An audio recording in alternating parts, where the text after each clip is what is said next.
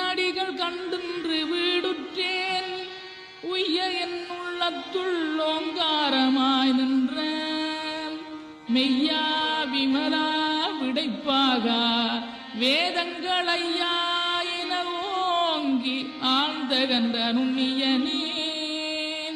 வெய்யாய் தனியாய் இயமான நாம் விமலாம் பொய்யாய் இணையெல்லாம் போயகல வந்தருளி மெய்ஞானமாகி மிளிர்கின்ற மெய்யுடரேன்